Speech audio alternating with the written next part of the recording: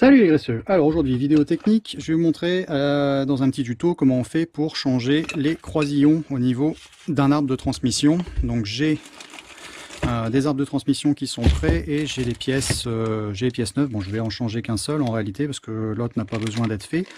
Vous voyez, on a une pièce neuve, un croisillon d'arbre de transmission, ça se présente de la façon suivante et ici on est sur une pièce munie d'un graisseur. D'accord? Voilà, donc les références, bon, vous prenez au moment où vous souhaitez commander votre pièce, ce qui est important de faire, c'est de prendre votre mesure de cette façon-ci, d'accord, et de prendre après la mesure au niveau de la coquille, ici, d'accord, le diamètre. Voilà, et donc un croisillon, ça se présente de la façon suivante, et quand on l'ouvre ici, à l'intérieur, vous allez pouvoir retrouver des petits roulements. Voilà, à aiguille, d'accord, des petits rouleaux graissés.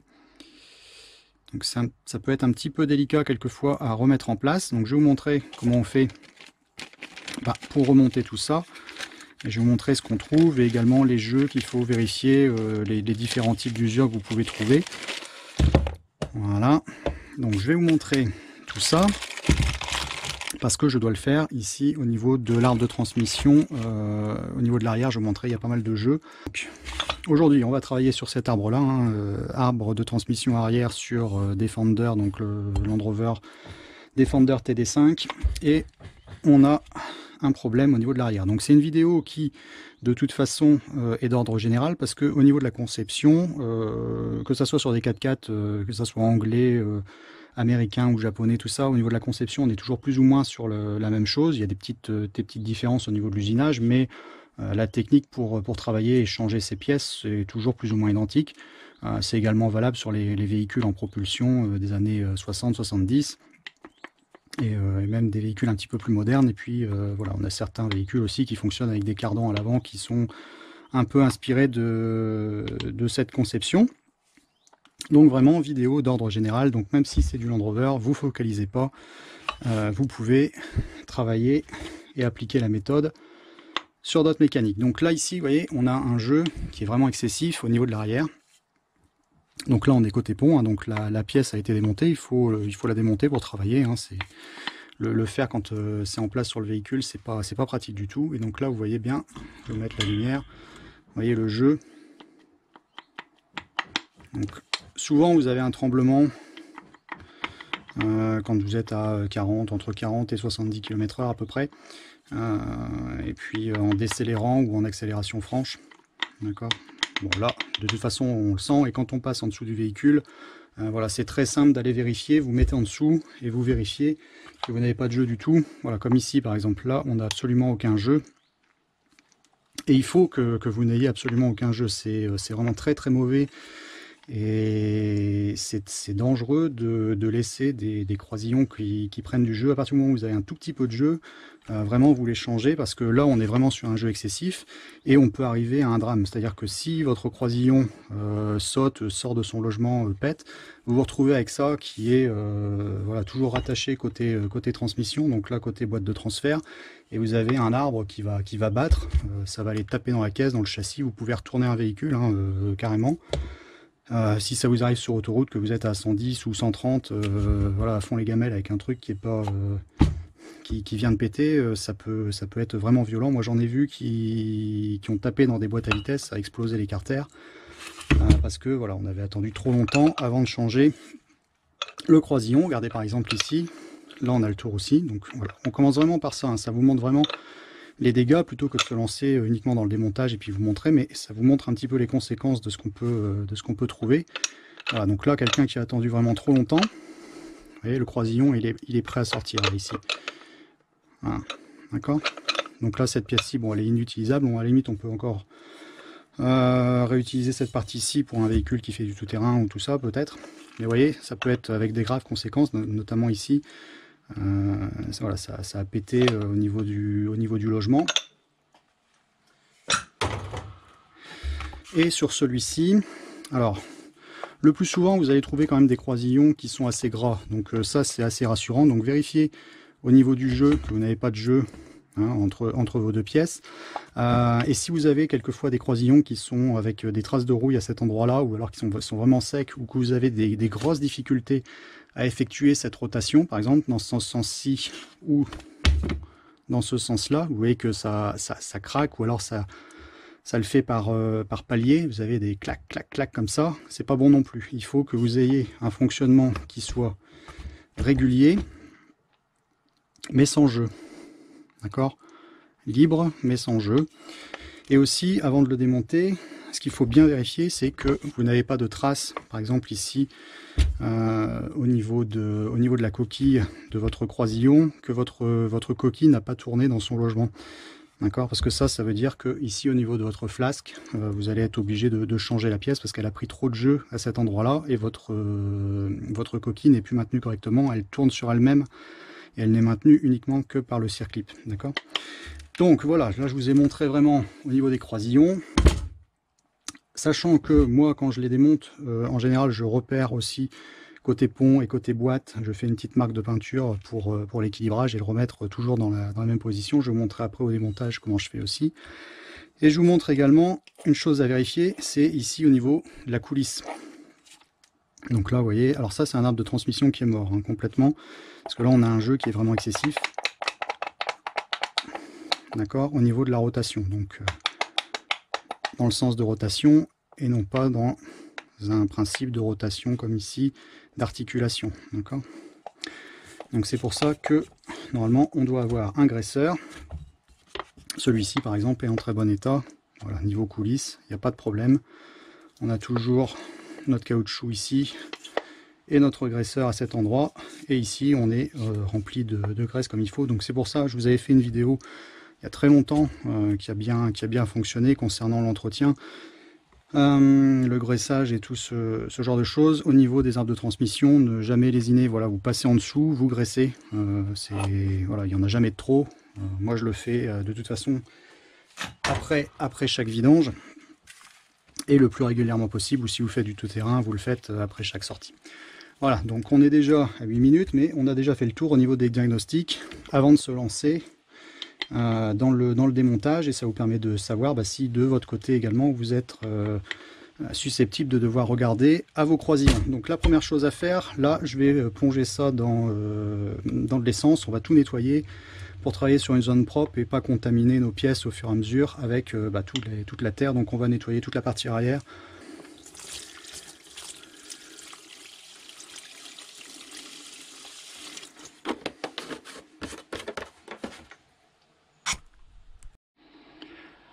Voilà, donc on se retrouve quelques minutes plus tard. Là on est sur une base assez saine pour commencer à travailler, hein. Ça a été nettoyé et normalement ça devrait bien se passer parce que on est sur quelque chose qui est relativement sain. On n'a pas des pièces qui sont complètement rouillées avec des circlips complètement à la limite de se casser lorsqu'on va les démonter. Donc ça devrait bien se passer. De l'autre côté, bon voilà, ça a été nettoyé grosso modo, puisque de ce côté-là, je ne vais toucher à rien. La pièce n'a absolument aucune usure, ni au niveau de la coulisse. Donc on laisse comme ça et on travaille uniquement sur la partie ici. D'accord. Donc je vous ai préparé sous les yeux la totalité des pièces qui sont nécessaires normalement au niveau du démontage, remontage. Même si vous êtes très peu outillé, normalement c'est une opération que vous pouvez mener vous-même. Si vous avez l'occasion d'utiliser une presse, c'est plus facile, et puis voilà, on travaille quand même un petit peu mieux à la presse, c'est quand même mieux, mais c'est pas une raison suffisante pour repousser l'opération, parce qu'avec des petites douilles et un étau, tout ça, vous allez pouvoir vous débrouiller. Déjà au niveau du démontage, hein, moi quand je démonte au niveau de l'arbre de transmission, moi j'utilise cette clé spécifique ici avec une petite rallonge qui me permet vraiment d'aller chercher la tête de ma vis dans les recoins, parce que quand on a l'arbre de transmission qui est monté, voilà, on a toujours des petits angles de travail. C'est pas toujours évident de passer une clé classique, donc celle-ci elle est vraiment prévue pour le démontage, elle va vraiment très très bien. Donc moi j'utilise ça, et puis après, donc vous avez besoin de votre pièce de remplacement, des brosses, vous allez avoir besoin des pinces à circlips. Donc moi j'utilise ces deux ici, hein, des courbées puis des droites, qui vont compresser, et puis j'en ai également qui servent à expandre. Bon, ça j'en aurai peut-être besoin lors de la mise en place du circlips. J'utilise des douilles qui vont être au bon diamètre pour aller pousser au niveau de la coquille, et puis diamètre supérieur pour pouvoir prendre au niveau des brides, des flasques, et laisser s'échapper notre coquille à l'intérieur. D'accord. Et puis après vous allez avoir besoin de tournevis, éventuellement un petit marteau, du dégrippant, éventuellement un petit pointeau comme ici pour faire une marque, ou alors vous utilisez un petit peu de peinture. Donc la première des choses ici pour moi, ça va être d'utiliser la peinture et de faire une petite marque pour repérer au niveau de l'équilibrage, puisque vous voyez au niveau de votre arbre de transmission, vous avez ici des plaques qui sont soudées, qui permettent de faire l'équilibrage. Donc quand vous recevez une pièce neuve, toute assemblée, normalement elle est équilibrée, vous la mettez telle quelle au niveau de votre véhicule. Quand vous récupérez un véhicule d'occasion que vous démontez, vous devez faire l'opération, vous n'êtes jamais certain de ce que vous avez trouvé. Si jamais le propriétaire précédent a touché et bon, s'est amusé à changer les croisillons ou entretien courant, mais ne l'a pas fait avec un repérage, vous avez une chance sur deux au moment du remontage pour que voilà, ça soit remonté pas comme d'origine. Bon, alors c'est pas forcément dramatique, hein, sur des 4x4 avec des vitesses de rotation, on n'est pas excessivement élevé, bon, ça peut le faire, mais bon, moi tant qu'on y est, autant faire une petite marque. Donc là je vais travailler dans cet axe là, voilà, et on renettoiera à la fin, comme ça c'est bon, on a fait notre petite marque. Vous pouvez faire un petit trait voilà, beaucoup plus discret avec une peinture spécifique, ou alors vous pouvez faire un petit coup de pointeau dans l'axe, comme ici, je vais vous montrer, voilà, comme ici, voilà, et au niveau de l'arbre, bon, je sais que c'est par rapport à ma référence de pièces, d'accord. Donc ce qu'on va faire maintenant, on va noyer le dégrippant ici au niveau des petits circlips qu'on a dans le fond, d'accord. Je vais vous montrer tout ça. Alors on va utiliser c'est pas cela, c'est celle-ci, tac tac. Alors moi j'aime bien utiliser la petite courbée qui est là. Alors moi j'utilise pas d'étau en général pour travailler là-dessus, parce que j'aime pas serrer l'arbre directement d'un étau. On va l'utiliser par la suite, mais là pour les démontages c'est pas forcément nécessaire. Vous voyez, donc là le circlips il est venu assez facilement, d'accord. Donc on va retirer les 4.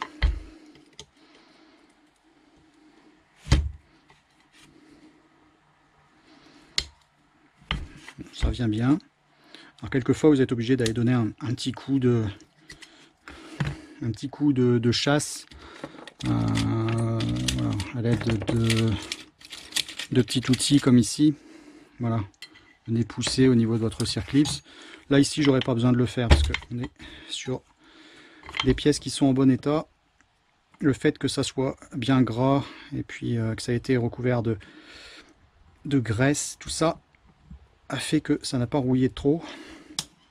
Tac, voilà. Et le dernier. Alors utilisez toujours, moi j'aime bien travailler avec des pinces vraiment de très bonne qualité. Celles-ci elles m'ont jamais lâché parce que j'en ai des autres. Alors où est-ce que je l'ai foutu? Là. Celle-ci, bon elle peut être bien quand on a vraiment des tout petits circlips, mais au niveau de la qualité de fabrication, c'est pas tout à fait la même chose, hein. Celle-ci me dépanne quand même, je vais pas lui jeter la pierre. Mais pour ce genre de travail, des bonnes grosses pinces comme ici, c'est très très bien. Alors ça, on met de côté, ça, on vire.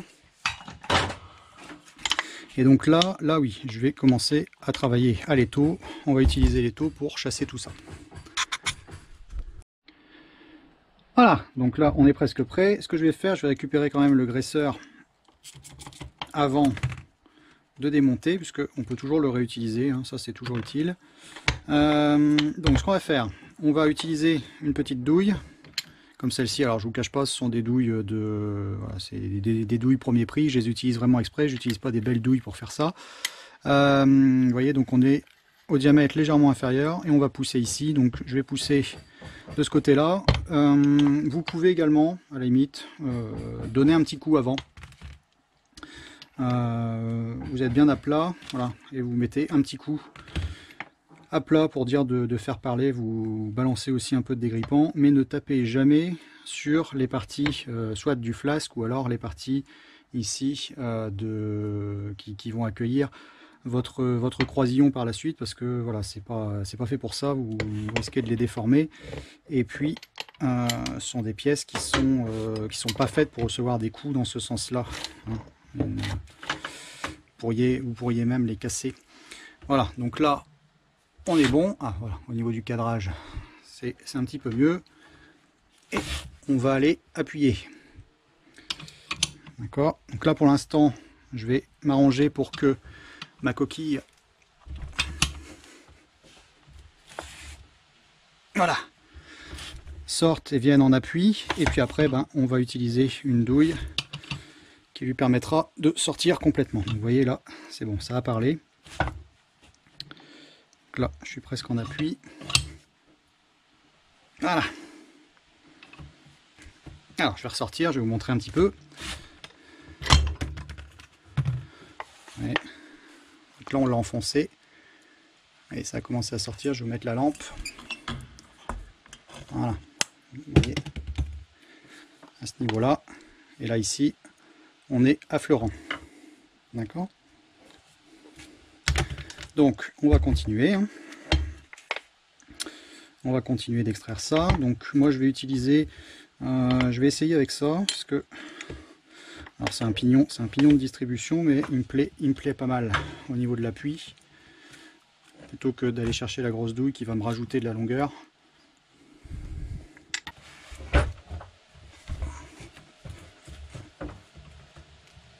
Voilà. Donc là, on l'a bien poussé.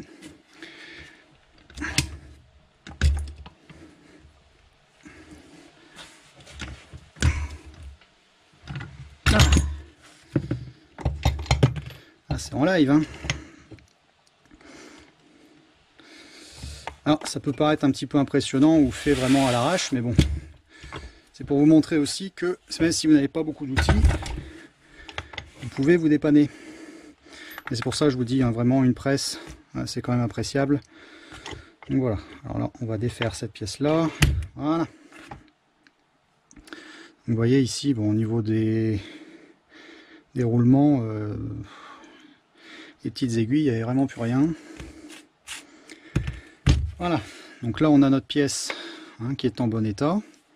Voilà, elle n'a pas souffert au niveau du démontage. On va aller nettoyer après à l'intérieur. Là pour l'instant je la mets de côté. Et on va faire la même chose. Je vais vous redéplacer la caméra, faire un autre centrage pour vous montrer. Regardez, vous voyez, là, on voit bien au niveau de l'usure là. Il était temps d'intervenir, hein. Et cette usure comme ça, ça commence à se biseauter un petit peu. Bon, je vais procéder de la même façon ici pour récupérer le flasque qu'on a là, d'accord? Voilà, donc de retour après la petite pause. J'en ai profité, tu vois, pour usiner au niveau du pignon de distribution ici, ma vieille pièce, tu vois, je l'ai taillé un petit peu à l'aide de la disqueuse. Je vais te montrer pourquoi, parce que comme ça ici, on arrive à avoir un appui qui est vraiment bon. On va travailler dans l'axe, tu vois. Donc je l'ai bien taillé pour que au moment de pousser, on n'ait pas une pièce qui soit complètement de travers et pousser de biais pour avoir vraiment un appui qui soit correct ici sur le pourtour extérieur de la pièce. Je vais te montrer, hein, d'ailleurs, tu vois ici, hein, comment on peut fonctionner. Je vais te mettre ça avec un petit peu de recul. Voilà, et tu vois, tu peux t'amuser déjà à essayer de le faire parler. Alors, je te le répète, hein, vraiment, une douille, prends une douille à laquelle tu tiens pas du tout, parce que ça fait mal au cœur de voir ça, mais voilà, tu travailles ici comme ça dans l'axe, tu maintiens bien. Tu vois? Voilà, là. Voilà, si je te mets à la lumière, tu vois, on a réussi à le pousser correctement. Et donc tu notes que je maintiens ma pièce, mais je tape absolument pas sur la pièce que je souhaite conserver, hein. Je tape vraiment sur ma coquille, ici à l'aide de ma douille. D'accord? Bon, donc là, je vais te le mettre en place, tu vas voir. Allez, tôt, on va terminer le boulot. Mon étau qui est toujours pas fixé depuis toutes ces vidéos, hein, mais si tu suis depuis un an, tu connais, hein, tu sais très bien. Et j'ai le temps de rien, donc c'est comme ça. Voilà. Donc là tu vas bien comprendre au niveau de l'appui, tu vois, on va pouvoir pousser dans l'axe, comme ceci. Voilà, on va insérer la petite douille. Ouais. Bon, il y a des choses qui s'améliorent quand même, tu vois, au niveau de la capture vidéo, on a quand même une caméra qui est de meilleure qualité qu'avant. On peut changer les angles de vue, les prises de vue. Voilà, un jour donc on aura un vrai plan de travail, je fixerai mon étau. En fait, c'est parce que les chantiers se succèdent et j'ai jamais eu le temps de souffler, donc voilà. Donc tu vois, on va terminer le travail ici. Voilà, ça y est. C'est quasiment bon. Voilà, là tu le vois bien. Tu le vois bien progresser.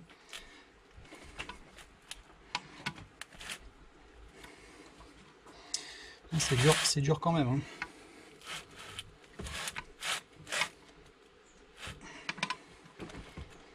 Allez, on est quasiment bon.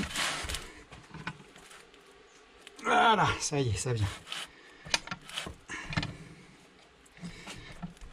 Allez, on a fini. Voilà. Voilà, donc c'est venu. Voilà. Je vais te refixer ça, tu vas voir. Donc, on va retirer ça. La petite cage. Et voilà. Alors tu vois, on avait vraiment une usure sur la partie qui vient côté arbre. De l'autre côté, c'était encore correct. Hein. Ces deux-là, par contre, là, on a vraiment une belle usure. Tu vois, maintenant que la pièce est démontée, on le voit bien. Je vais te mettre ça à la lumière, que tu puisses voir ça correctement, tu vois. Donc l'usure, elle est surtout ici, là, tu vois. Tac. Et là, ici, là. Tu vois, toutes ces stries, là, on a perdu. Ça, c'est des aiguilles et petits rouleaux qui se sont mis en travers, tu vois, et ça a marqué. Voilà, donc ça, c'est bon. Maintenant, on va passer au nettoyage complet de ces pièces.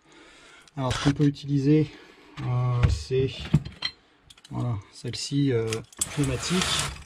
Ou alors, bon, tu peux faire un petit passage avec un papier abrasif, mais passe pas sur du grain trop agressif, hein, pas du 80 ni rien. Prends du 120, 120 c'est bien, et puis tu nettoies sans enlever de matière. C'est juste pour que au niveau du remontage, on ne soit pas gêné. Donc là, je vais passer ça au lavage, et puis on se retrouve après.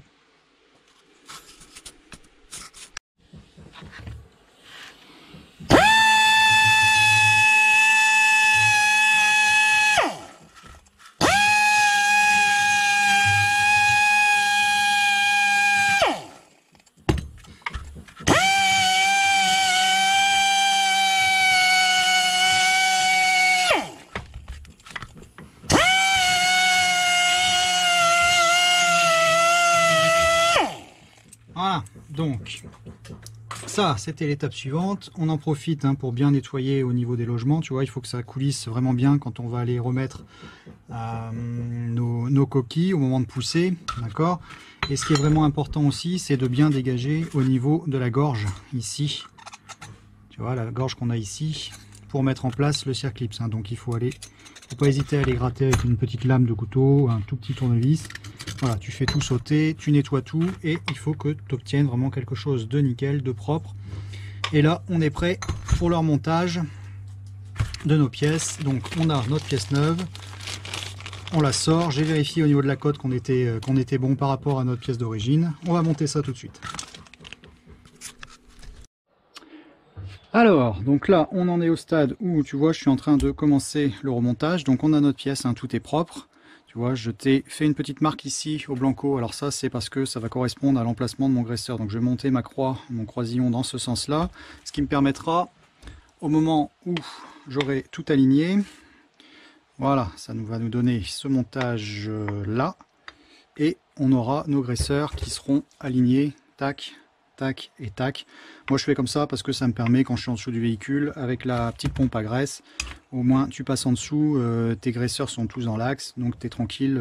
Quand tu fais ton graissage, t'as pas 36 tours à faire au niveau des roues pour dire d'aligner et d'accéder au niveau des graisseurs, parce que quand ils sont logés là-bas au fond du croisillon, quelquefois tu es embêté avec l'angle, tu n'as que, on va dire, un angle de 180 degrés qui te permet souvent d'accéder au graisseur, qu'on va d'ailleurs démonter ici, tu vois, pour faire le montage. Donc là, je vais te montrer, hein, là j'ai présenté la coquille, mais je vais te montrer la même chose ici, tu vois, tu mets un petit peu de graisse pour faciliter le montage, hein, c'est ce que j'ai fait de ce côté-ci.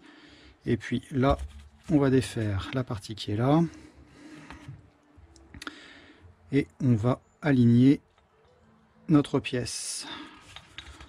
Alors, tu vois, bon, c'est un petit peu délicat. Tac, tac, tac. Tac, voilà. Voilà, tac, là on est bon. Tu vois. Et ce qui est délicat, c'est de travailler bien dans l'axe pour ne pas mettre de travers une des petites aiguilles ou petits rouleaux. Bon, si c'est le cas, on arrive toujours plus ou moins à les remettre, hein, avec un petit peu de patience et tout ça, mais si tu peux éviter d'avoir à le faire, c'est mieux. Et on va rentrer notre coquille.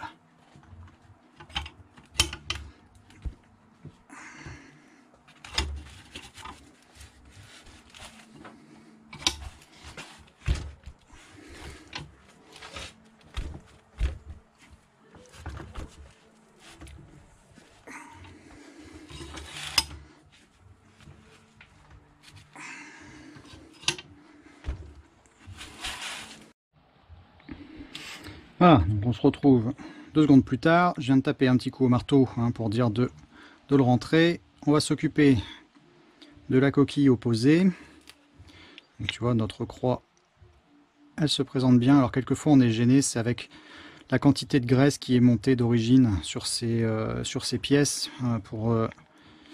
Elle gêne lors de la poussée des coquilles. Bon, là normalement on devrait réussir.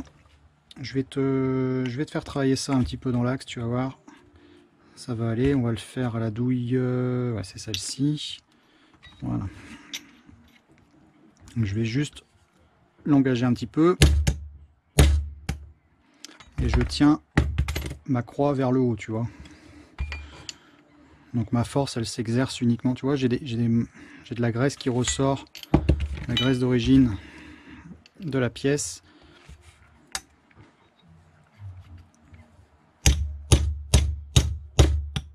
Voilà, je tape pas fort du tout, hein.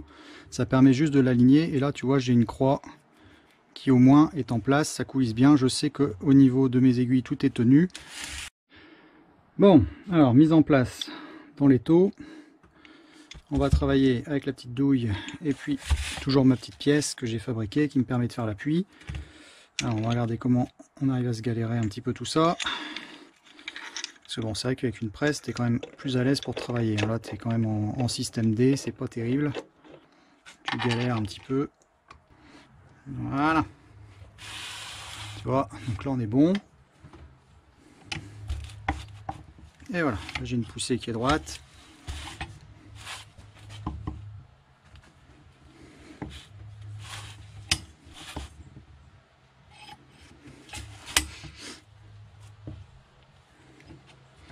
Voilà, ça me paraît pas mal.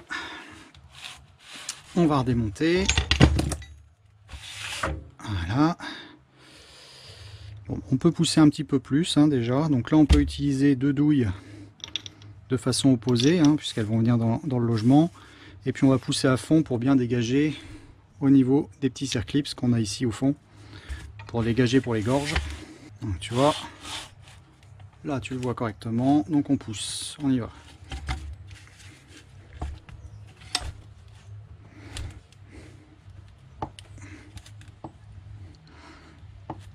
On ne doit pas être mal. Donc à mon avis, il va falloir que je mette mon circlip, c'est un peu plus enfoncé de ce côté-ci, tu vois. Donc là, on a déjà la possibilité de mettre un des circlips. On va mettre tout de suite.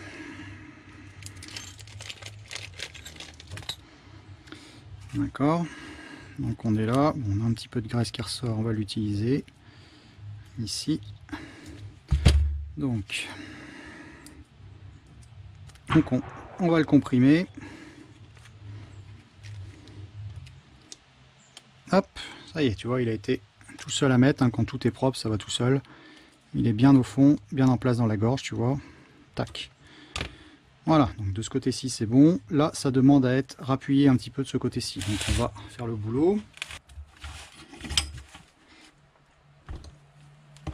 Allez, voilà, c'est mieux.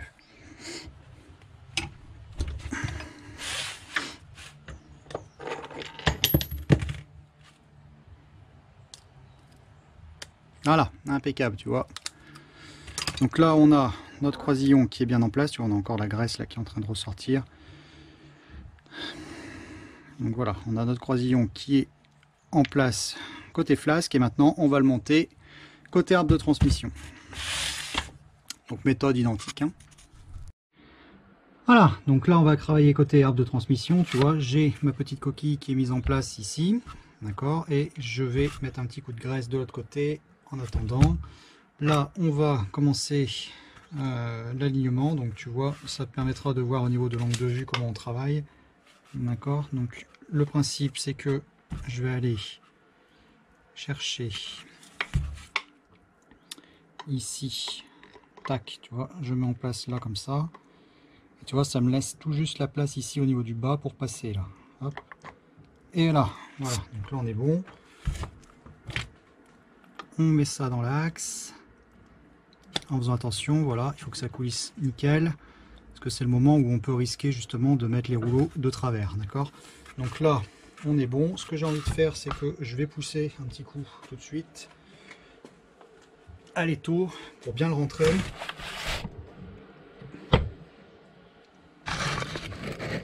D'accord. Alors, donc tu vois, on va travailler de la façon suivante avec notre petite douille. Voilà, on y va. Ah, déjà trop.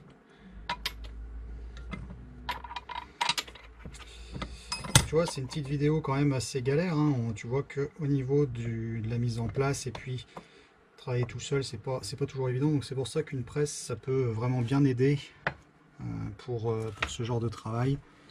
Voilà, donc je vais travailler ça, on pousse. Voilà, tu vois, il rentre bien là. Je vais te montrer un petit peu après. Tu vois, il est vraiment en train de bien rentrer. On va y aller, hein. Pas avoir peur.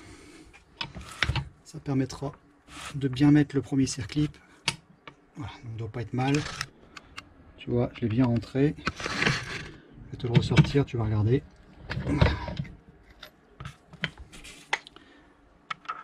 Ouais, c'est pas trop mal, tu vois. Finira de le pousser, je pense pas que je sois vraiment bon pour mettre le circlip.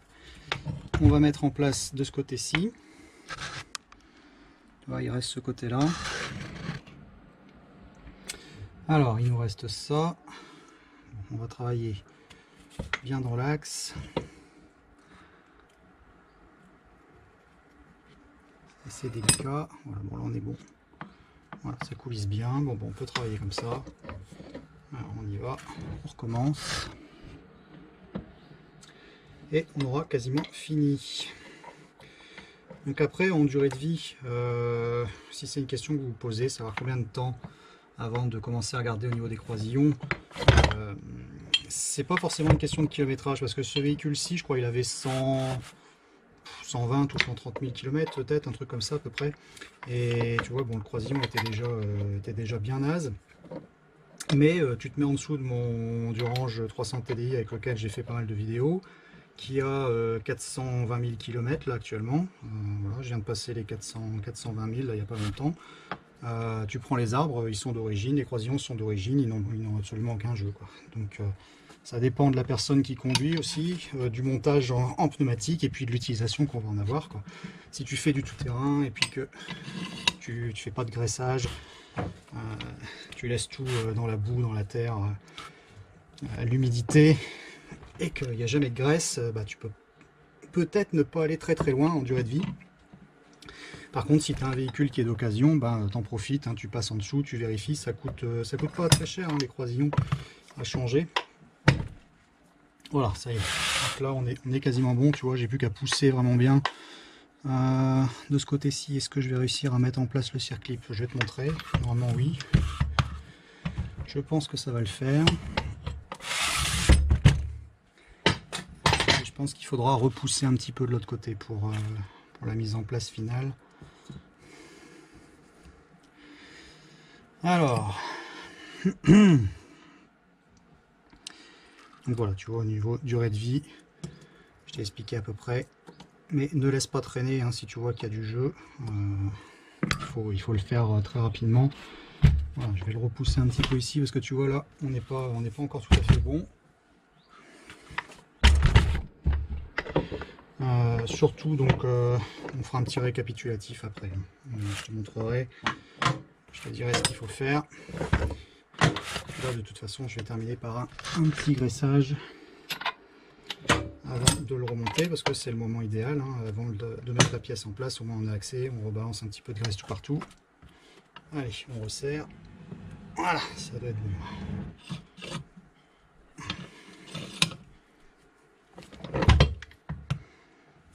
Ouais, c'est bien.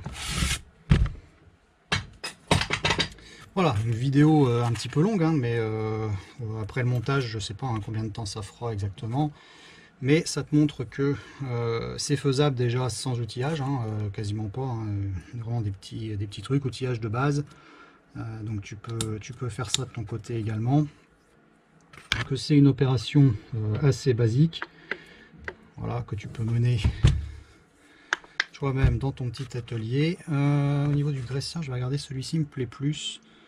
Est-ce qu'on peut réussir à aller le reclaquer là-bas? Non. Bon, c'est pas grave, on va remettre celui-ci d'origine en place.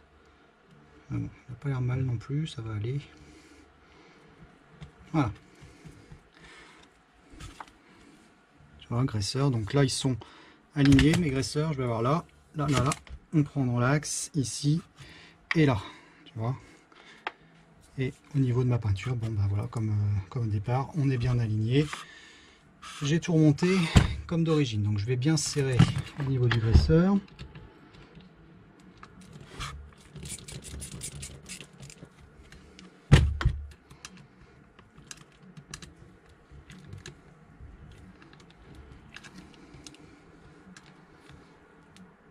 Voilà, c'est pas mal. Et on va passer à la dernière étape, donc je vais agresser un peu tout le monde. Ici, alors je vais te montrer d'ailleurs avec cette pompe là, parce que tu vois celle-ci, moi c'est vrai que quand je suis en dessous du véhicule, je le fais tout seul. Et tu vois, là c'est pour vraiment bien avoir accès à ce niveau-là. Là t'as le graisseur. Tac. Tu vois, donc moi tout seul à la main,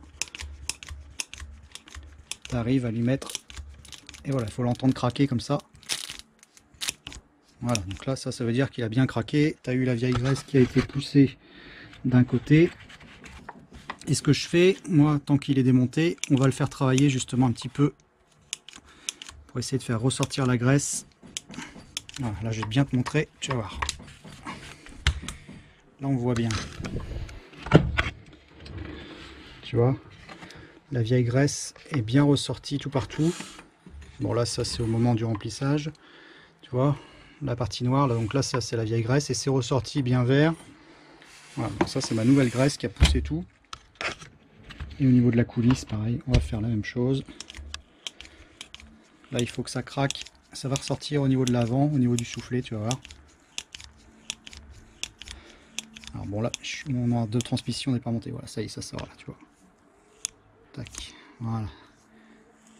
Ça craque en général quand c'est sous tension un petit peu, sous contrainte, quand c'est monté directement sur le véhicule. Et on va graisser celui qu'on vient de remplacer.